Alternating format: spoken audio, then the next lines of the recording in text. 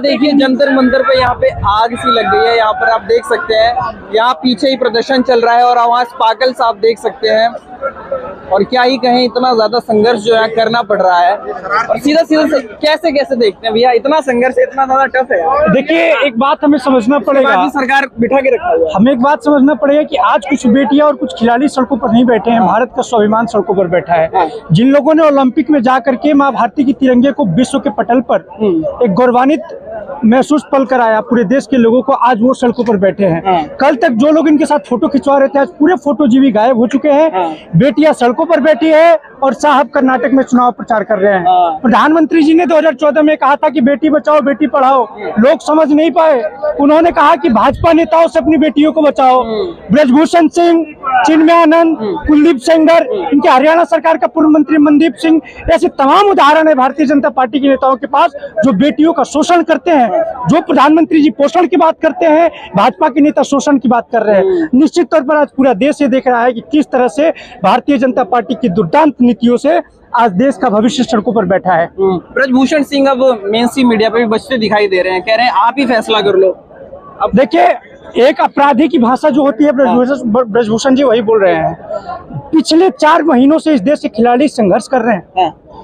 कई दिनों बाद अगर मुकदमा हुआ तो इनकी गिरफ्तारी क्यों नहीं हो रही है? आज सरकार क्यों नहीं बता रही है? योगी बाबा बताए कि ब्रजभूषण सिंह के घर पर बुलडोजर कब चलेगा? योगी बाबा बताए कि ब्रजभूषण सिंह के एनकाउंटर कब किया जाएगा?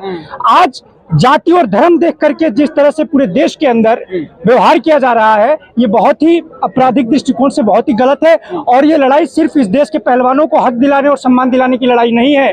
एक व्यक्ति जो पिछले 4 महीनों से कानून को, न्याय प्रणाली को, भारत के संविधान को अपनी जेब में लेकर के घूम रहा है और कानून व्यवस्था को चिढ़ा रहा है, ऐसे व्यक्तियों को जवाब देने की ये लड़ाई है कि तुम्हारी हैसियत कानून के सामने कितनी है और तुम्हारी हैसियत संविधान ने तय किया है, ये इस बात को स्थापित करने की लड़ाई है। लेकिन एक बड़ा तकवा है जिसे मेन स्ट्रीम मीडिया संबोधित करती है और वो बता रही है कि भैया इतने साल क्यों चुप थे। सवाल वही जनता, वो मेन स्ट्रीम मीडिया नहीं है, वो गोदी मीडिया है। गोदी मीडिया इस प्रकार की सवाल उठा रही है। आज लोकतंत्र का चौथा स्तंभ खतरे में है। लोकतंत्र का चौथा स्तंभ, जो लोकतंत्र को बचाए रखने की जिम्मेदारी जिन लोगों के कंधों पर है, आज वो लोकतंत्र को भरी बाजार में बेचते हुए देख रहे हैं। निश्चित तौर पर बहुत ही दुर्भाग्यपूर्ण है। ब्रजभूषण सिंह जैसे लोगों पर अगर आज एक्शन नहीं लिया गया, कल ये और ब्रजभूषण सिंह उत्पन्न होंगे। इसीलिए हम चाहते हैं कि ऐसे लोगों पर कड़ी से कड़ी और सख्त से सख्त कार्रवाई हो। सख्त कार्रवाई हो। आप युवा हैं, देश को जो मेडल लाके देते हैं, उनके साथ जब दिखता है कि भैया न्याय नहीं हो रहा है, किसान बैठ जाते हैं, तो इतने सारे धरने सरकार में होते हैं, उसके बाद भी जनता जो है भाजपा को ही क्यों वोट दे रही है? बड़ा सवाल है। एक बात समझिए, जनता भाजपा को वोट नहीं दे रही है। बीजेपी को 41% वोट 2014 में मिला था। इसका मतलब कि 59% लोग भारतीय जनता पार्टी के खिलाफ आज भी वोट कर रहे हैं।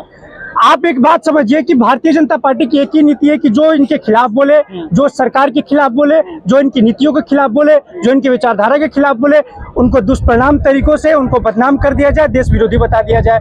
इसी सड़कों पर जब छात्र आए थे तो छात्रों को देशद्रोही कहा गया। जब किसान सड़कों पर आए थे, किसानों को देशद्रोही कहा गया। आज पहलवान सड़कों पर आए हैं, पहलवानों को भी ये 2-4 दिनों में देशद्रोही साबित करने में पूरी अपनी एजेंडा तो बता ही दिया कि भैया एक स्टेट का और एक खाप का और एक जात का आंदोलन चल रहा है। बिल्कुल। हाँ। और मेरा ये भी मानना है कि जो पहलवान यहाँ पे बैठे हैं, इनका काम यहाँ पे बैठना नहीं है। ये बड़ी दुर्भाग्यपूर्ण बात है कि देश के पहलवान जिन्होंने देश का नाम विश्व पटल पर ऊंचा किया, गौरवान्वित किया और हमारे देश के लिए मेडल लाए, हमें बड़ा गर्व हुआ। सीना जिनका 56 इंच से चौड़ा हो जाता था कि देश के लिए पहलवान मेडल लाए हैं, आज वो पहलवान यहाँ बैठे हैं।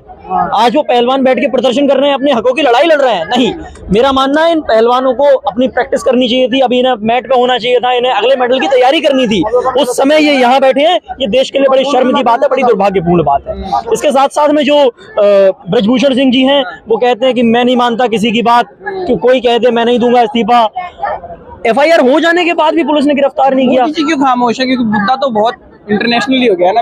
बाहर का मीडिया भी दिखा रहा है कि भैया जो मेडल लाया था। बिल्कुल सही बात है। अगर कोई प्रदर्शन होगा, किसी के साथ गलत होगा, वो सड़कों पे आएंगे, अगर इस बात के खिलाफ आवाज उठाएंगे तो देश भर का इंटरनेशनल मीडिया दिखाएगा। क्योंकि इंटरनेशनल मीडिया गोदी मीडिया नहीं है। गोदी मीडिया सिर्फ देश में मीडिया, मतलब जो बाहर विदेश बाहर, मैं समझ गया जिन विदेशी जो BBC और टाइम्स की जो बात कर रहे हैं, मैं मानता हूँ कि वो मीडिया भी दिखाएगा और बिल्कुल दिखाएगा और दिखाना भी चाहिए।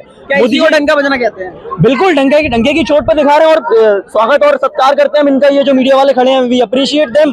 आप जो गोदी मीडिया के खिलाफ जाके गोदी मीडिया की तरह सिर्फ कर्नाटक का चुनाव कवर नहीं कर रहे हैं, यहाँ आकर भी इनका प्रदर्शन कवर कर रहे हैं। जो ऐसी बारिश में, घनघोर बारिश में, जहां बारिश हो रही है, तूफान आ रहा है, टेंट टूट गया, लेकिन इस बारिश में भी जो पहलवान अपने प्रदर्शन से नहीं हट रहे हैं, उसे कवर करना ज्यादा जरूरी है। मेरे मानने में कर्नाटक चुनाव के वोटरों की बाइट लेना जरूरी नहीं है। सबसे बड़ी बात यही, देश की वो गौरव जिन्होंने तिरंगा ऊपर किया है, जिन्होंने सम्मान बढ़ाया है, अब वो यहाँ बैठी हुई है, सुनवाई नहीं हो रही। कैसे देखते? सर देखिए, सबसे पहली गलती तो ये पुलिस प्रशासन और केंद्र सरकार की है। अगर केंद्र सरकार और पुलिस प्रशासन अपना काम ढंग से कर रहे होते और न्यायालयों को भी अपना काम ढंग से करने दे रहे होते बिना किसी प्रेशर के, तो ये नौबत कभी आती ही नहीं कि हमारे देश के चैंपियन पहलवान जिन्होंने मेडल भी जीते, देश का नाम इतना ऊंचा किया, वो लोग यहाँ आकर इस तरह बैठे हुए हैं। बारिश हो रही है आपके सामने, इतनी तेज बारिश में भी बैठे हुए हैं वो। उसके बाद सब लोग यहाँ पे बैठ के परेशान हो रहे हैं।